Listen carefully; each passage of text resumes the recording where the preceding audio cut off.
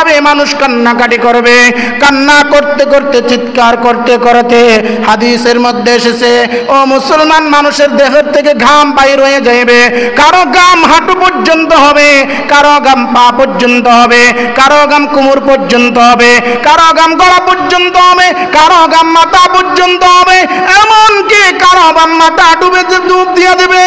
এমন সময়, এমন কঠিন মুসিবতের সময় আল্লাহ তাআলা ওই সমস্ত ব্যক্তিকে আরশের নিচে ছায়া দান করবেন। তাদের মধ্যে একজন হলো দুনিয়া থাকা অবস্থায় যে ব্যক্তি বেশি বেশি আল্লাহর নবীর উপর দুরূদ পড়েছে, আল্লাহর নবীর উপর দুরূদ পড়েছে। এই জন্য ভাই বন্ধুরে আমার, নবীর উপর দুরূদ পড়লে আমাদের লাভ না লস? জোরে বলি লাভ না লস? এই জন্য আজ থেকে আমরা এরাদা করি, যত কাজ আছে, যত অন্যায় কাজ, অপরাধ কাজ, সব কিছু বাদ দিয়ে জবানকে দুরূদ সারা সজ্জায় সজ্জিত করি। করতে পারবো তো ইনশাআল্লাহ? যেই ব্যক্তির জবানের মধ্যে দুরূদ থাকবে, যেই ব্যক্তির জবানের মধ্যে দুরূদ থাকবে, আল্লাহ বলেন ওই ব্যক্তির জবান দিয়া একটা নূর চমকাইতে থাকে। এই নূর যখন চমকাইবে, আল্লাহর রাসূল সাল্লাল্লাহু আলাইহি ওয়াসাল্লামের কিছু রহমতের ফেরেশতা এসে তাদের ডানা দিয়া তাদেরকে বেষ্টন করে রাখে। সুবহানাল্লাহ, বলেন না সুবহান। ও মুসলমান, এত বড় আমল, নামাজ আমাদের জন্য ফরজ, আমরা নামাজ পড়ি। হজ আমাদের জন্য ফরজ, আমরা হজ করি। ও মুসলমান, পর্দা আমাদের জন্য ফরজ, আমরা পর্দা করি। করি কি করি না?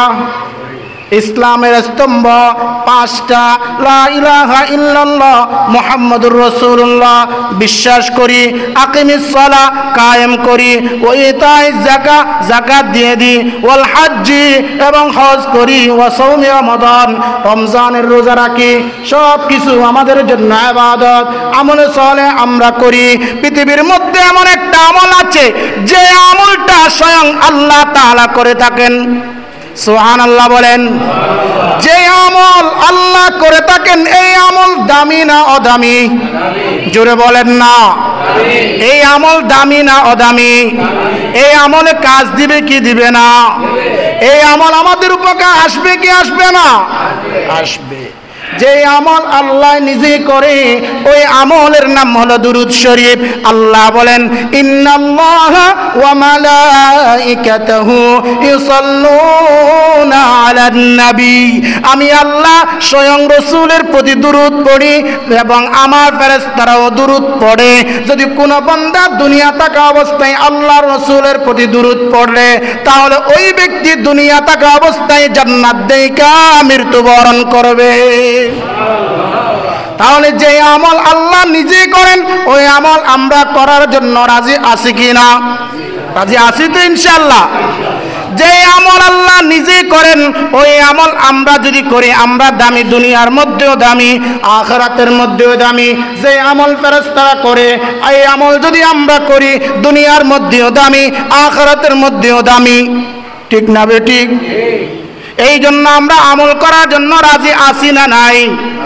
জোরে বলেন না, রাজি আছি না নাই? এই জন্য ভাই বন্ধুরে আমার, যদি আমরা দুরূদের আমল করতে পারি, যদি আমরা দুরূদের আমল আমাদের দেহের মধ্যে নিয়ে আসতে পারি, আমাদের জবানের মধ্যে নিয়ে আসতে পারি, খোদার কসম, আল্লাহর কসম, একবার আল্লাহর কসম দুইবার করে বলতেছি, ওই ব্যক্তি দুনিয়ার মধ্যে তাইকা জান্নাতি হইয়া মৃত্যুবরণ করবে। এই জন্য আমরা রাজি থাকবো কি থাকবো না? যত কাজ আছে, বসে আছি, জবানটা খুলে দিয়ে বলি সাল্লাল্লাহু আলাইহি ওয়াসাল্লাম। ঘরের মধ্যে বসে আছেন, বেহুদা কথা বলবো না, জবানে খুলে দিই তো সাল্লাল্লাহু আলাইহি ওয়াসাল্লাম। দোকানের মধ্যে বসে আছি, দোকানের মধ্যে জবানটা খুলে দিই সাল্লাল্লাহু আলাইহি ওয়াসাল্লাম। আমরা কাজকর্ম করতেছি, অফিসের মধ্যে বসে আছি, অফিসের মধ্যে জবানটা খুলে দিই সাল্লাল্লাহু আলাইহি ওয়াসাল্লাম। বেহুদা কথা মুখ থেকে বাদ দিয়ে, ও মুসলমান, নবীর উপর দুরূদ পড়ে নিজের জিহ্বাকে তরতাজা করি। হাউজা কাউজারের পানি আমরা কে কে পান করতে চাই? আমরা কে কে পান করতে চাই? সবাই পান করতে চাই তো? তাহলে এমনি পান করা যাবে নাকি কিছু কাজ করা লাগবে? দুনিয়ার মধ্যে যত কাজ দেখবেন, সমস্ত কাজ থেকে যদি কোনো ফল পাইতে চান, ফল খাইতে চান, ওই কাজকে আপনার ভালোভাবে ওর নিয়মতান্ত্রিকভাবে ওই কাজ সংগঠিত করতে হবে, তাহলেই পাওয়া যাবে। ঠিক না বেঠিক? জোরে বলেন ঠিক না বেঠিক?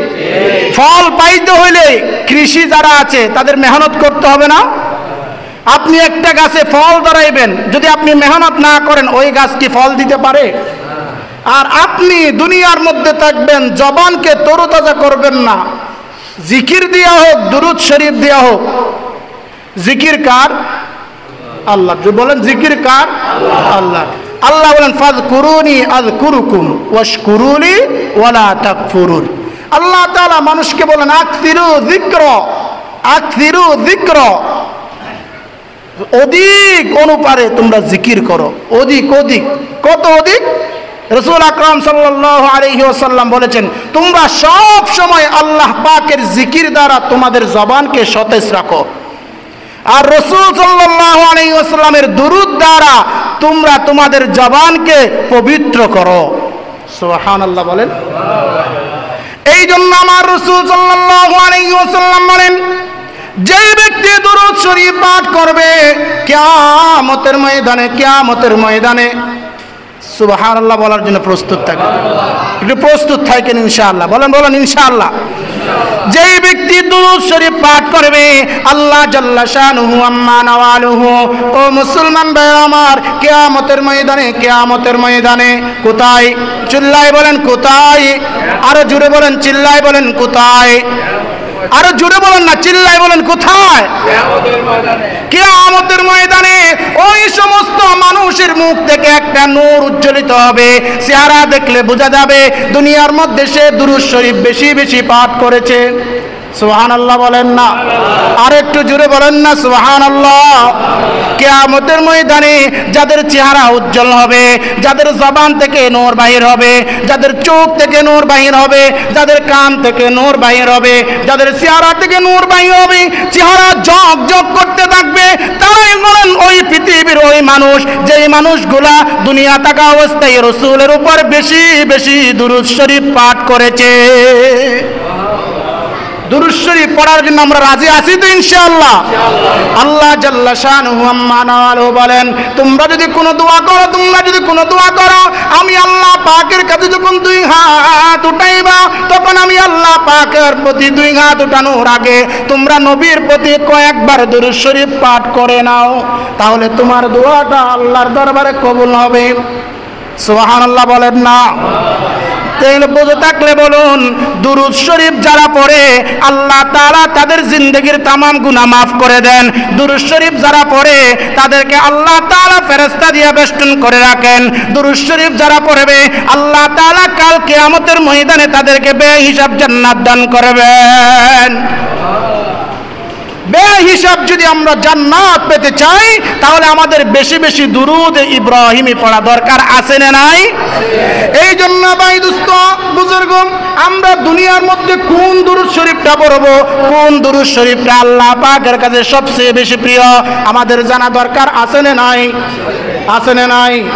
এই জন্য আমার নবী বিশ্ব নবী মুহাম্মদ আরবি মুহাম্মদুর রাসূলুল্লাহ সাল্লাল্লাহু আলাইহি ওয়াসাল্লাম, সকলেই বলি সাল্লাল্লাহু আলাইহি ওয়াসাল্লাম, আল্লাহর রাসূল বলে গেছেন পৃথিবীর মধ্যে সবচেয়ে বড় দুরূদ হলো দুরূদ ইব্রাহিম।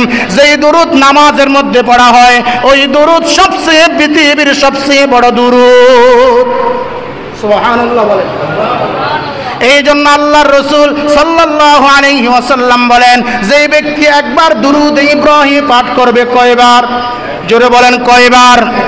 একবার যেই ব্যক্তি দুরূদ ইব্রাহিম পাঠ করবে নবী আমার বলেন 20 লক্ষ গুনাহ আল্লাহ তাআলা মাফ করে দেয়। আরেকটু জোরে বলেন না সুবহানাল্লাহ। একবার দুরূদ ইব্রাহিম পাঠ করলে 20 লক্ষ গুনাহ আল্লাহ তাআলা মাফ করে দেয়। একবার দুরূদ ইব্রাহিম পাঠ করলে 20 লক্ষ সওয়াব আল্লাহ তাআলা তার আমলনামায় লিপিবদ্ধ করে দেয়। একবার দুরূদ ইব্রাহিম পাঠ করলে 20 লক্ষ মর্যাদা আল্লাহ তাআলা দুনিয়ার মধ্যে তার মর্যাদা বাড়ায়া দেয়। সুবহানাল্লাহ বলেন। একবার দুরুদে ইব্রাহিমে পাঠ করলে আল্লাহ জাল্লা শানুহু তার জন্য জান্নাতের মধ্যে একটা মহল তৈরি করেন। এক সাহাবী জিজ্ঞাসা করলেন, ইয়া রাসূলুল্লাহ, ইয়া হাবিবাল্লাহ, ওগো দয়ার নবীজি, যেই মহলটা তৈরি করবে এই মহলটা কত বড়? আল্লাহর রাসূল তখন সাহাবীকে জবাব দিলেন, হে আমার সাহাবী শুনো, জিবরাইল আমিন আলাইহিস সালাম 1000 বছর বিদ্যুৎ গতিতে চলবে, তখনও এই মহলের শেষ সীমা শেষ হবে না। এত বড় একটা ঘর আল্লাহ তাআলা, আল্লাহ জাল্লা শানুহু ওই ব্যক্তির জন্য জান্নাতের মধ্যে তৈরি করবেন যেই ব্যক্তি দুনিয়ার মধ্যে একবার দুরূদ ইব্রাহিমে পাঠ করে। সুবহানাল্লাহ বলেন না সুবহানাল্লাহ। যেই দুরূদ ইব্রাহিমী আল্লাহ তাআলা নামাজের মধ্যে দিয়ে দিয়েছেন, নামাজের পরে তাশাহুদের পরে আমরা দুরূদ ইব্রাহিমী পাঠ করি। যত নামাজ আছে সমস্ত নামাজের মধ্যে দুরূদ ইব্রাহিম মুমিনরা পাঠ করে, কিন্তু এই দুরূদের মর্যাদা